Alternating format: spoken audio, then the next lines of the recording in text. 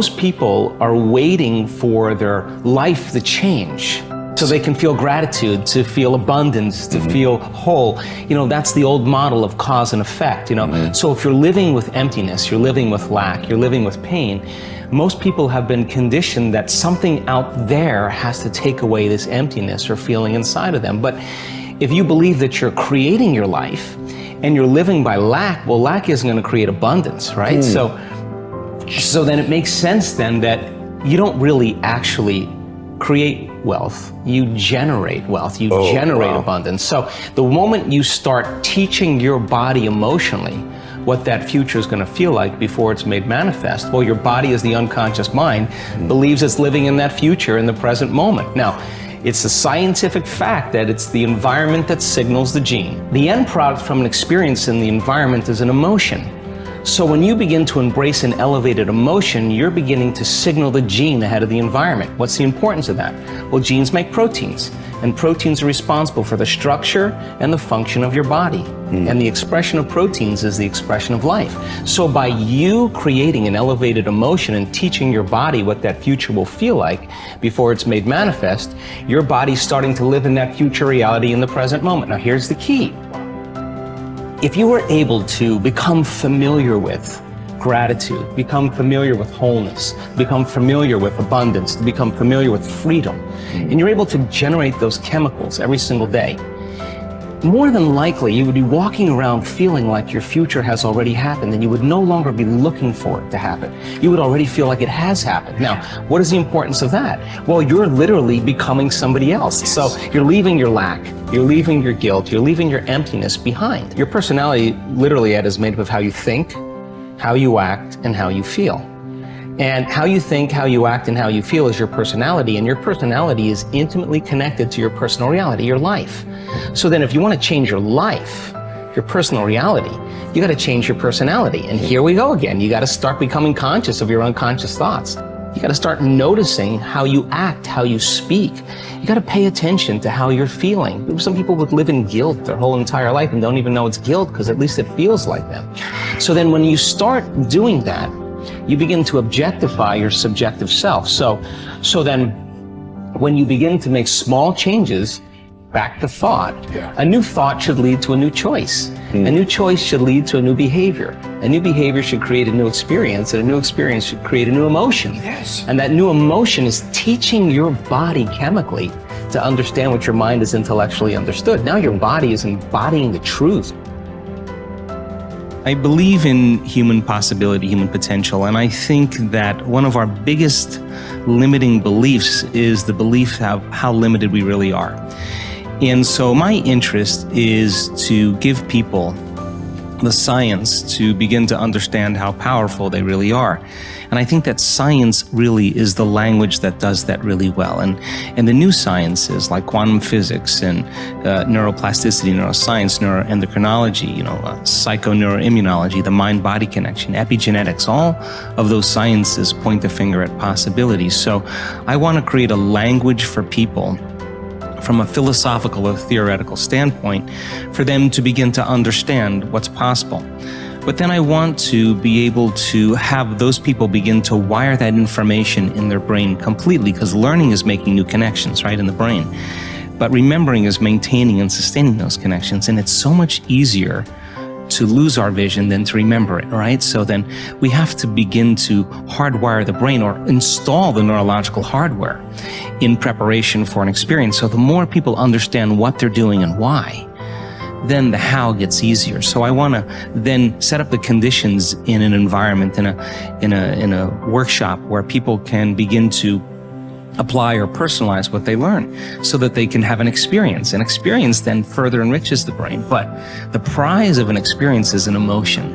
And once you start feeling unlimited, once you start feeling abundant, once you start feeling worthy, now you're teaching your body chemically to understand what your mind has intellectually understood. So knowledge is for the mind and experiences for the body, and people begin to embody the truth, that philosophy. Now, if they can repeat it over and over again, it'll become innate in them. It'll become natural. Second nature will become easy. They'll begin to master that philosophy. So I want people to begin to understand that thoughts are very powerful. Feelings drive our thoughts, and that they can begin to create a better life for themselves once they understand some of these principles.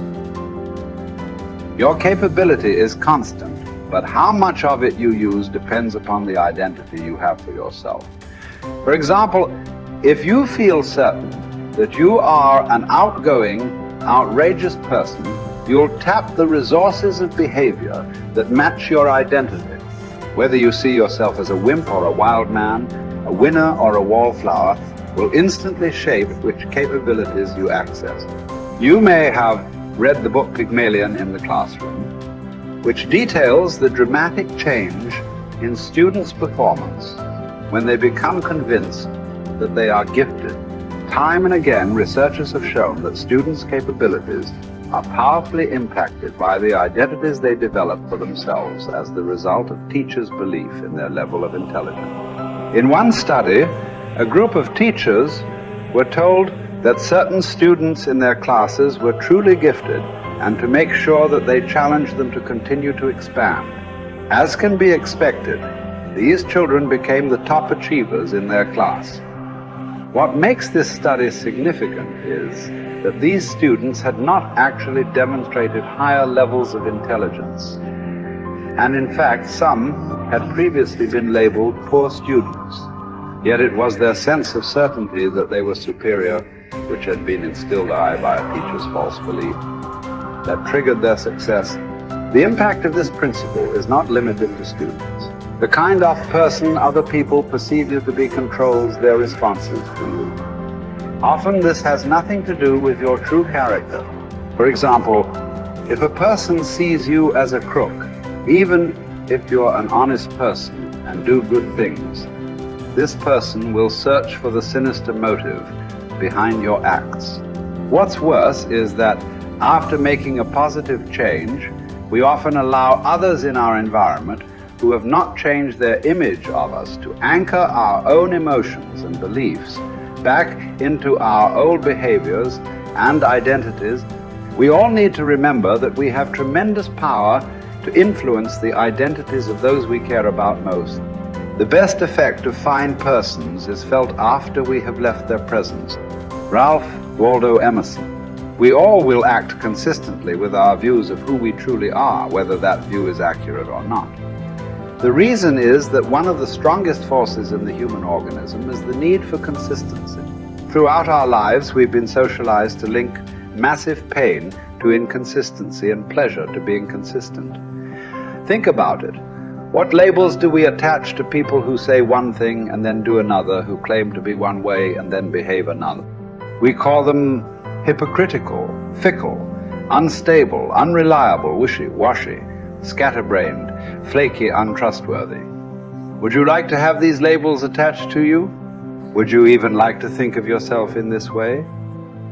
The answer is obvious. A resounding no as a result whenever we take a stand, especially a public stand, and state what we believe, who we are, or what we're about. We experience intense pressure to remain consistent with that stand, regardless of what that inflexibility may cost us in the future. Conversely, there are tremendous rewards for remaining consistent with our stated identities. What do we call people who are consistent? We use words like trustworthy, loyal, steady, solid, intelligent, stable, rational, true blue. How would you like to have people consistently use these labels to describe you?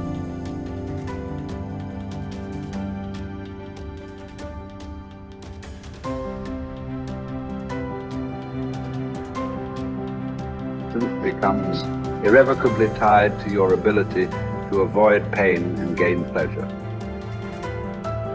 Life is a game we are all bound to lose.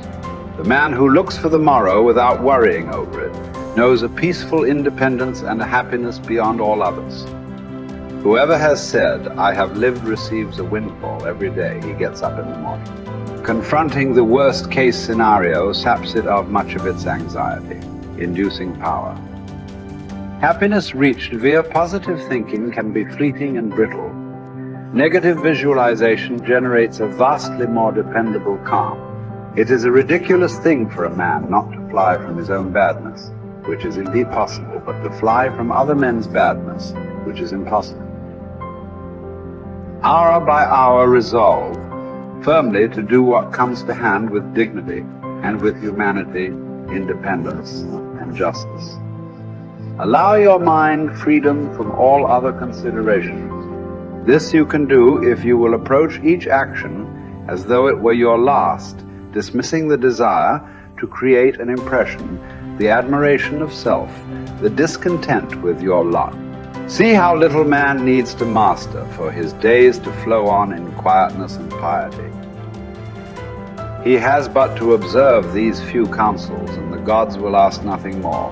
When force of circumstance upsets your equanimity, lose no time in recovering your self-control, and do not remain out of tune longer than you can help. Habitual recurrence to the harmony will increase your mastery of it. If you apply yourself to study, you will avoid all boredom with life. You will not long for night because you are sick of daylight. You will be neither a burden to yourself nor useless to others. You will attract many to become your friends, and the finest people will flock about you. Life is neither a glorious highlight reel nor a monstrous tragedy. Every day is a good day to live and a good day to die. Every day is also an apt time to learn and express joy and love for the entire natural world. Each day is an apt time to make contact with other people and express empathy for the entire world.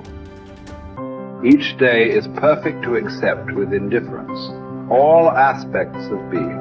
Perhaps struggle is all we have because the God of history is an atheist and nothing about his world is meant to be. So you must wake up every morning knowing that no promise is unbreakable, least of all the promises of waking up at all. This is not despair. These are the preferences of universe itself. Verbs over nouns, actions over states, struggle over hope. And here are two of the most immediately useful thoughts you will dip into. First, that things cannot touch the mind. They are external and inert. Anxieties can only come from your internal judgment. Second, that all these things you see will change almost as you look at them, and then will be no more. Constantly bring to mind all that you yourself have already seen change. The universe is changed. Life is judgment. Each of us is impermanent wave of energy folded into the infinite cosmic order.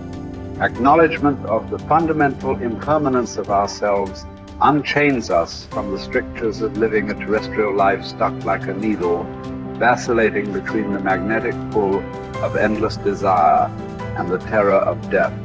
Once we achieve freedom from any craving and all desires, and we are relieved of all titanic fears, we release ourselves from living in perpetual distress. Once we rid ourselves from any impulse to exist, we discover our true place in the universal order. The composition of our life filament is exactly right when we accept the notion of living and dying with equal stoicism. You have the power to strip away many superfluous troubles located wholly in your judgment, and to possess a large room for yourself embracing in thought the whole cosmos, to consider everlasting time, to think of the rapid change in the parts of each thing, of how short it is from birth until dissolution, and how the void before birth and that after dissolution are equally